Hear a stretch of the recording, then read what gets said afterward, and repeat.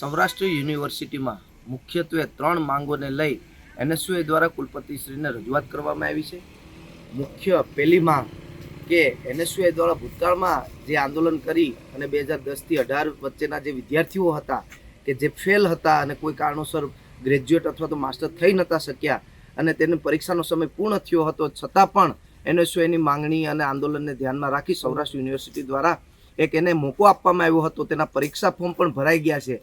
7 મહિના વીતી ગયા હોવા છતાં આજ સુધી તેનું પરીક્ષાનું ટાઈમ ટેબલ કાઢવામાં નથી આવ્યું, જેથી તે વિદ્યાર્થીઓ ખૂબ હેરાન પરેશાન અને ક્યાંય સરકારી નોકરી માટે એપ્લાય કરી શકતા નથી।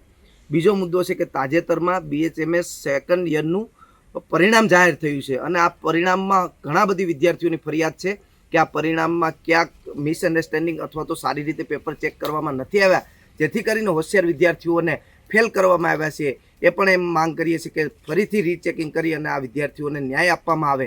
ત્રીજી અમારી એક માંગ છે કે વર્ષોથી ચાલતો સૌરાષ્ટ્ર યુનિવર્સિટીમાં એક્સટર્નલ અભ્યાસક્રમ કે જે નોકરી, વ્યવસાય અથવા તો મજબૂરીના કારણે કંઈક ધંધો કરતા હોય એવા વિદ્યાર્થીઓ ઘરે બેઠી અને એક્સટર્નલમાં પોતાનું બેચલર અથવા તો માસ્ટર કમ્પ્લીટ કરી શકતા હતા, એ આ વર્ષે હજુ સુધી એડમિશન ચાલુ ન કરવાના કારણે આ વિદ્યાર્થીઓ પણ ક્યાંક ખૂબ હેરાન થઈ રહ્યા છે। તો અમારી આ ત્રણેય માંગો લઈ અને કુલપતિશ્રી સમક્ષ અમે રજૂઆત કરી છે કે આ ત્રણે માંગ સ્વીકારી અને આમાં ત્વરિત પગલાં લેવામાં આવે।